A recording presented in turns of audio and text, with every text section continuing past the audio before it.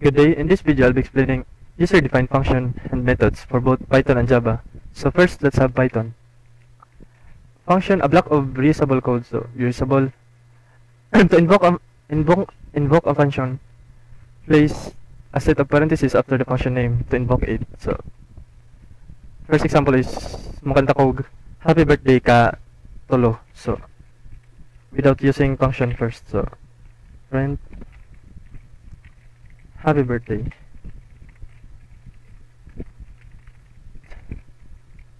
So yeah, print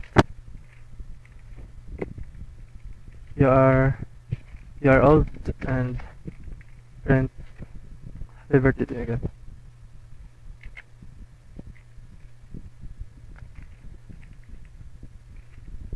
So kung katulo man, so kung katulo igoro lang ako ni print. So print run na to. So nga na.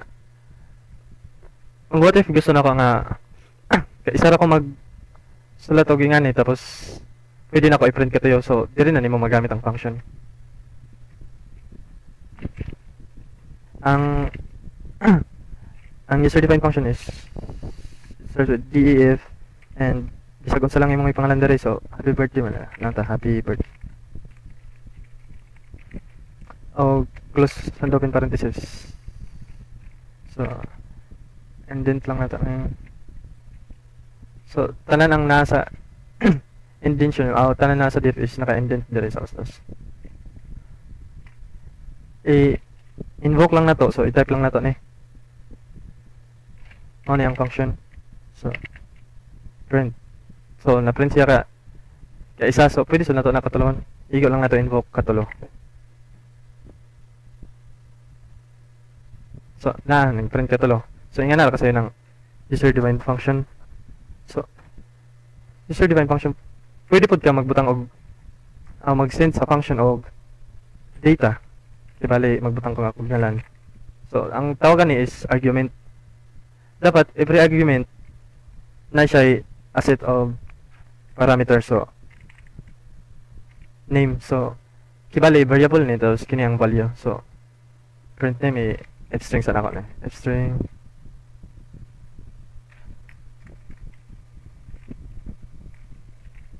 name. So print happy birthday to Carl, you are old, happy birthday to you. So manang gamit. So pwede mo otro-otrohon like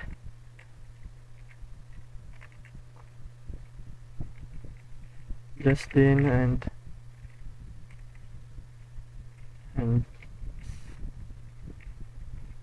right. Right.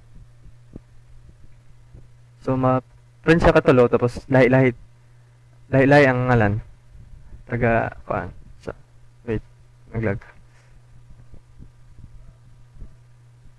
As you can see na happy birthday to Carl, happy birthday to Justin, and happy birthday to Kyle. So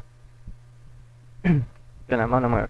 So pwede pud ka dili kung isa rang pwede magbutang og data or argument dire. Pwede pud isa or more. So magbutang tag 19.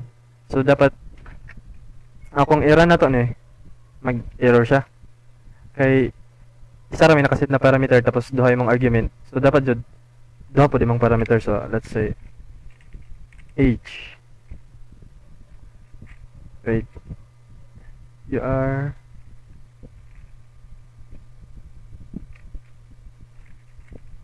age. That's f-string. So kana makita nimo happy birthday to Carl, you are 19, happy birthday to you. So mao na pwede magdoble-doble ang arguments. Tapos ang kuan order is importante jud kay kung baylo-baylo nimo na age tapos kanay mo imong name.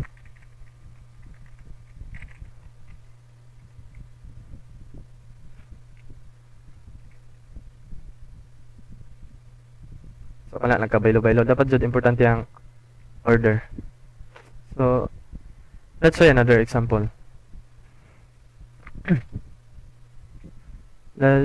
If say invoice, so mag-invoice ta. Div display invoice. butang kada nag parameter username o amount kaya mag-email tapos due date parent colon and print and string hello username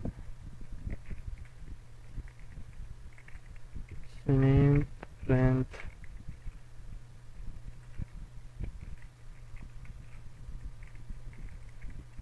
your bill of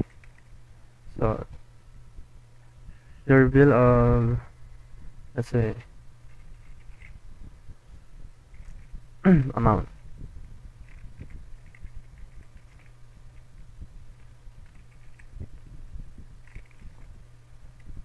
pesos is due on January, let's say January, it's due on due date. So due on due date. So invoke na tong function, display invoice. Copy lang na.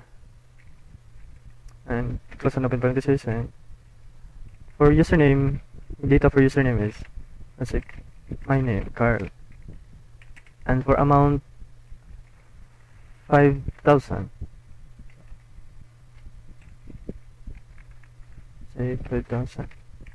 And for due date is on January 1st. So 1/1. Let's print this one. Hello Carl, your bill 5,000 pesos is due on January 1st. So I invoke the function and match the parameter to the data. So let's say another example. This one introduce the return statement. So let's say may maging calculator dire. So if add x and y. So let's put z as a variable. So x plus y, and return z. Another one is, I'll just copy this one so para madali.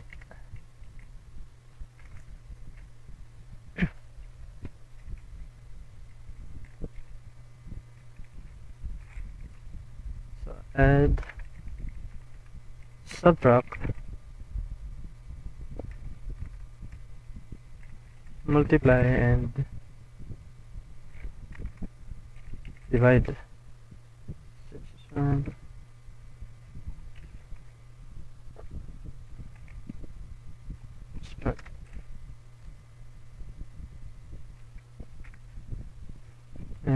I'll print the, so I'll call the function add. So add and with the value of 1 2. So I'll print it. So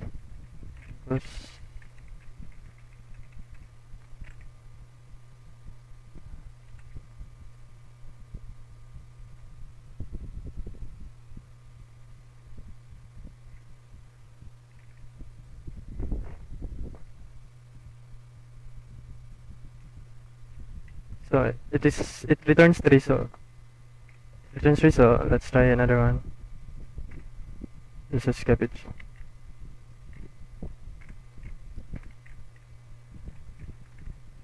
Subtract and multiply and divide. Run it, and as you can see, it returns the value without mo ang gamit sa return. Kung wala ning return is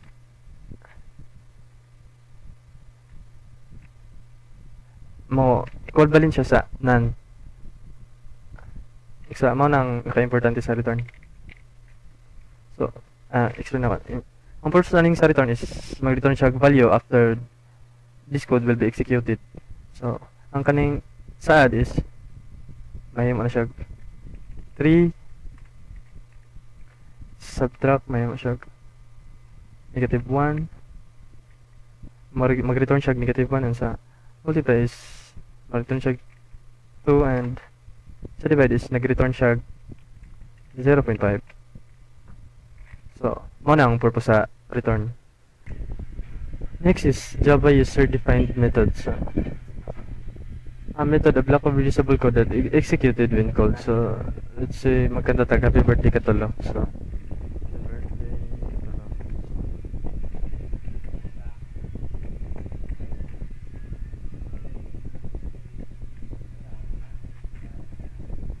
happy birthday to you, happy birthday to you. Let's just change this.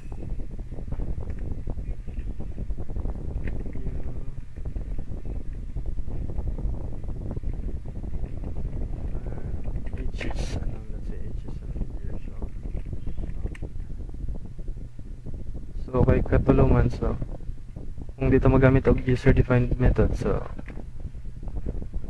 hago mag-print tag kipilan, so error na to. So mao na katulo mag-print. So kung gusto na ko na dili na mahaba ang code, dili na to magamit ang user-defined para dili na maghago-hago. So just erase and kung mag-mo kag method na line dapat dili sa sulod sa main method. So void ngalan sa tong method is nato lang happy birthday.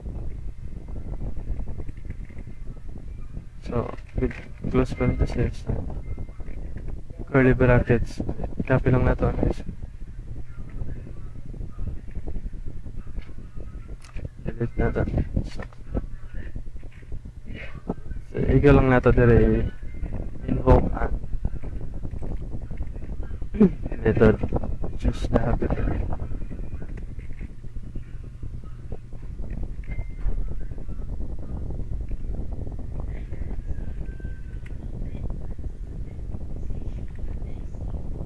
So pag-error nato ni is mag-error siya kay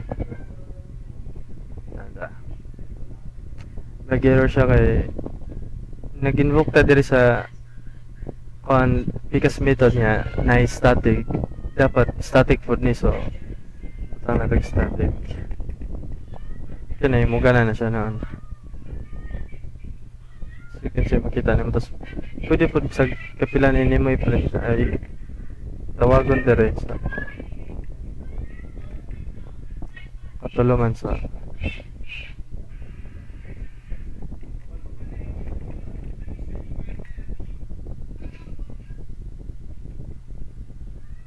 ito na. So katulo, so mas pinasayon pa. So next is mag-add tag kan ngalan og edad. So initialize sa dire string name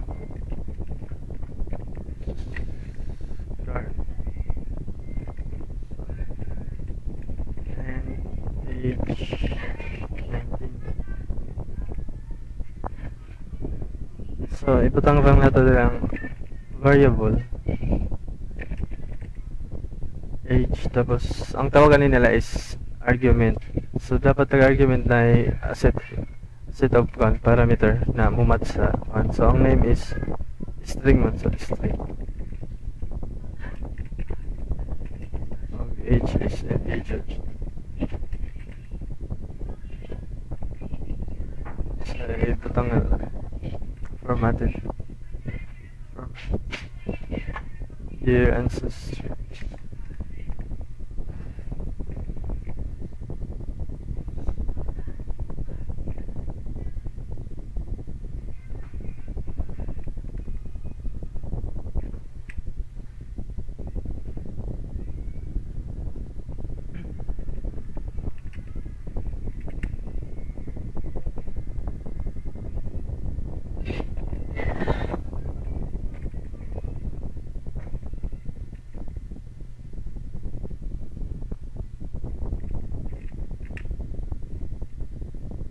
So, print, ay, name. So, i-print na lang.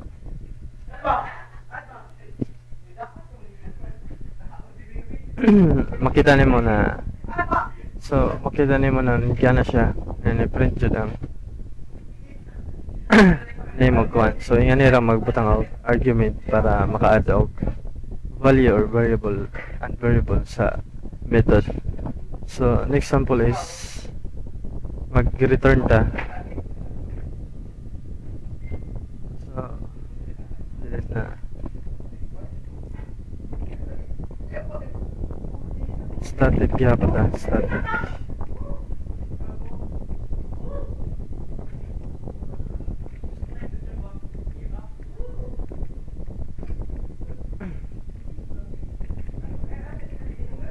Static void. Kasi na mag i-square na to ang iyang kaugalingon number. Square. So, static double square.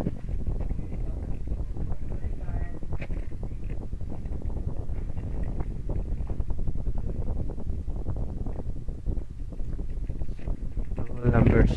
Add ko daan og parameters.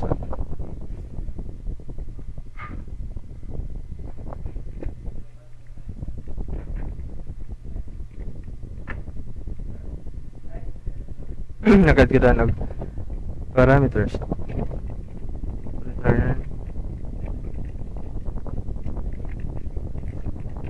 number and square root of sa number, so times na so number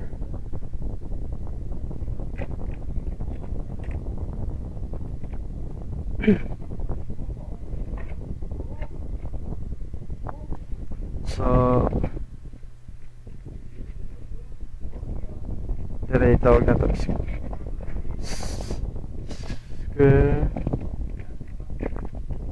So kani siya mag-error siya kay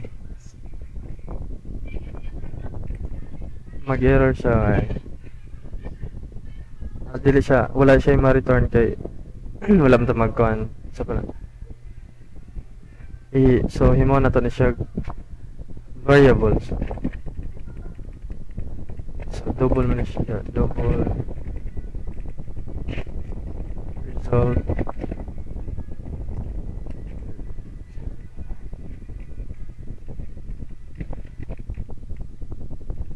square tree. So i-print natin ang results.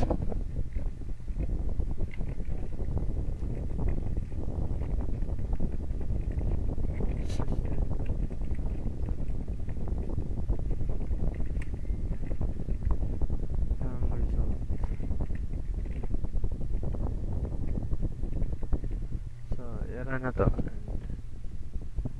Narang result nag-return siya kay 3. Ang score is i-times lang sa kaugalingon number. So pwede po na to ingan na yun lang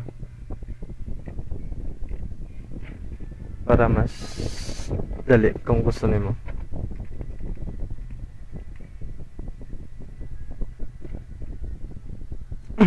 So maro gyapon nag-return gyapon siya pero mas ganan kay mas specific. So maro tong user defined method sa Java.